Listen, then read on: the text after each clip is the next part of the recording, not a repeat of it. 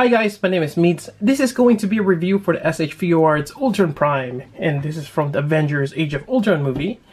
And this is apparently an exclusive. Makes you wonder, because he, or it, is one of the main characters of the movie. It just makes sense to release it as a regular release. But it's Figuarts, so they do have their exclusives. But anyways, I got it through a middleman service, or you can pre-order exclusives or limited that you cannot get normally. And I got it within below $100. Let's put it that way, with shipping included. And that's my take on things. If you're going to buy an exclusive, make sure you pre-order. And the price point is basically twice as a regular release Figuarts. Normally Figuarts are about $40, and at the most I will pay $80. Sometimes they do have a $50 Figuarts, so maybe $100 at the most on exclusive. If you missed out on that one, do not spend $150 for a rare figure. Just pass on it and just wait for the next big thing, or maybe they'll make a new version of it, which has happened in the past. That's my take on it. Anyways, continue on with the review. Here we go. Actually, a lot of people are considering getting either this or the Revoltech. I have bad experience with Revoltech, or I only pick a Revoltech figure if that's the only iteration of a character made in figure form. So I don't have a comparison between this and the Revoltech, unfortunately. Maybe some other reviewers will give you that, but for this I'm just gonna get the Figuarts. Here we go. Here's the box art. Quite nice, and it does say that Bandai's collector shop, so it's the limited. Here we go. So apparently it's just basically the Ultron. I don't think he uses any kind of a special weapon. He doesn't, although he does control or he can control other I forgot what, well, I guess the other Sentinels of Iron Man, or Tony Stark's, his other suits. Anyways, that's it for the box. Let's take a look inside. Alright, we got Ultron here among 45, or Mark 45, and you got the 43 here, just for comparison. Alright, so he stands about, well, the regular Iron Man is about 6 inch. I mean, I do have that little bit of extra part on the bottom of the ruler here, but yeah, close to 6 inch. Ultron is 6 1/4, about. And in centimeters, if someone asks, 16.5 or a bit less, 16 1/4 centimeters. So around that height. And he's a little bit taller than Iron Man, which is good. Again, yeah. And just looking at the color scheme, it's quite nice. We get that silver. It's actually a matte silver. It's not chromed out, which I really like. That's quite nice. And yeah, it just looks amazing from this view. Alright, so here's a closer look at Ultron Prime. He looks amazing. You got that nice color scheme on him. And just judging by the differences in shade, we have this kind of like a matte silver here, and we have this gray, kind of gunmetal gray, and it does have two shades, one darker, this one here is a bit lighter, and that kind of just goes around overall the body. And I do like that subtle differences. It's quite nice. I like it. Now going over the articulation here, we have the neck joint here, which kind of gives you a decent amount of movement. I mean, from side to side. He does have quite a bit of a long neck here. And there seems to be a hinge right there on top, which allows you to see the inside part, which is just a red plastic underneath. But I kind of like the inner glow there. So it's kind of interesting that they have that.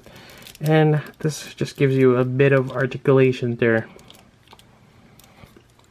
Now moving on to the shoulder. Now I've tried to look for other images of the shoulder. Apparently there is a bit of a click over here, which kind of gives you a little bit more clearance to just get past this here on the chest, and to just rotate this forward. And again, you got to be mindful not to hit those. And that's pretty much it. You can rotate this around. You got the joint there on the elbow, or I mean the shoulder, but that's it. He cannot really move this up, other than that's probably the widest that you can. I was wondering if maybe there is a way to kind of pull this a bit more. Yeah, it just won't let me. I've tried, but I don't want to break it. Otherwise, I've probably just seen images where it's moving like this, like forward, as opposed to outward like this. So that, I'm not sure, maybe that's the design for Ultron. Although for the most part, he doesn't really need to swing hard. But yeah, that's in terms of the shoulder. Now for the elbow, we got this much bend, which is quite great. It's double jointed there. There's a separate or kind of molded in elbow here, which works quite well. Even on this angle here, it's not too bad. So that's quite nice. Yeah, just wish there's a little bit more on that shoulder. Moving on, now we have the torso. We got the hinge there, which allows him to kind of tuck in a little bit. So that's pretty much it. For the waist, I don't think there's any. It's kind of molded in, but you do have the articulation here on the legs. It's that Figuarts hinge waist, which you can pull this down and move the leg up. Otherwise, it's gonna be a bit limited and it's gonna hit the edges there. And you do have a different butt joint there, so which kind of works. It's not too bad. Yeah, because in terms of just the way the color scheme is, yeah, it works out. It's like all blended in, so that's not too bad. Hinge, I mean, you do have that ball joint there. I'm not sure if you get any of the tie kind of swivel there. Yeah, this whole part is molded in, so there we go. A bit limited. And you get your knee joint here. Another separate knee, which is great. Yeah, it's not too bad. Actually, it does look nice. Although there is a tendency to pop this out, so. And just pop it back in. So there we go. Then you have your ankle joint here. You can move that around, twist it, which is great. And you do have a toe joint as well. And that's a fairly good bend there. So definitely quite nice in a certain pose.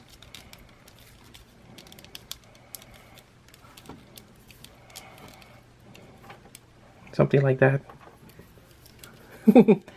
Or if you want him to do a back kick. Yeah, it's a bit limited on what you can do in terms of the legs. And that just pops off. Yeah, there's just no outward movement for the waist and the shoulder here, unfortunately. Yeah, but yeah, I think for the most part, he's gonna be just standing here. That's probably the main thing or main gripe on this figure for me. Moving on, let's go over the variety of hands. Alright, so aside from the closed fist, we have this, which is basically almost the same. Yeah.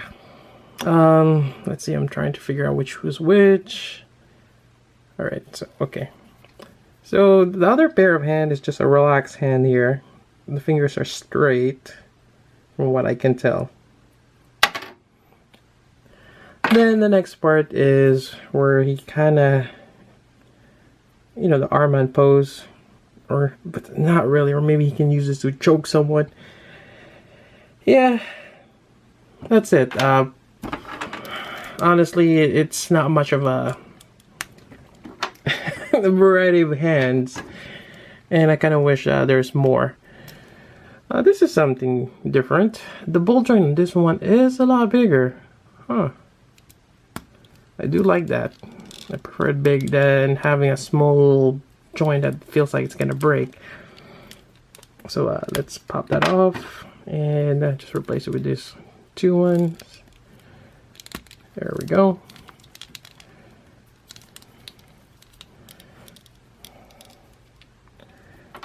You can have that sinister where he's looking at his hands.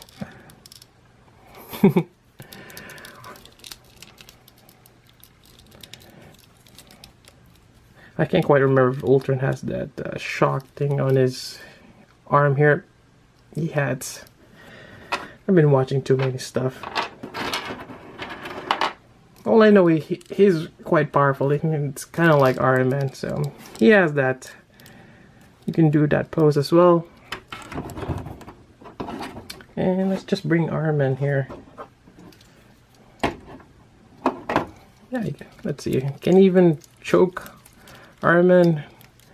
I guess you kind of can with a certain angle. Yeah, that's pretty much it for Ultron. That's pretty much it for the review for Ultron Prime. And to be honest with you, I have a little bit of mixed feelings on this figure. It looks great, don't get me wrong. I do like the finish of that matte silver, and along with the gunmetal and the bits of red here and there. It's nice, I like it. Downside is articulation. It is a bit limited, especially on the shoulder and on the waist. But the way that the elbow and knee bands is great, as well as the angle and the toes. It works quite well. Yeah, I just kind of wish that you get more out of this when you pull it out. I'm not sure, maybe you gotta pull a little bit more. If you do have this figure, let me know if you can pull it out more, but don't try it. I really think that's it. That's our limitation on that, because I have not seen any other images of it yet being all the way up. I mean, you can kind of force it in, but you just don't want to risk that. It is an expensive figure. That's another drawback. Hand-wise, it's a bit lacking, but then again, it's Ultron. It feels like Ultron is just one of those that you don't really need a variety of hands, because he just fights with his fist, basically. I mean, and his open hand. Yeah, you don't really need a lot of hand gestures. He does talk a lot though in the movie, so yeah. Anyways, that's about it for the review. Hope you guys like it. If you have any questions, let me know. But this is something that it's a hit or miss for me. I haven't tried. Maybe I should check out the. Did they have this in Marvel Select? Possibly. And what else do they have? I think yeah, Revoltech. I'm not sure if I want to get a Revoltech. And maybe Mafex too. I haven't checked on that, but there's a couple of companies making Iron Man figures. Right, so that's about it for this review. Hope you guys like it. So until then, this is Meads. Thanks for watching.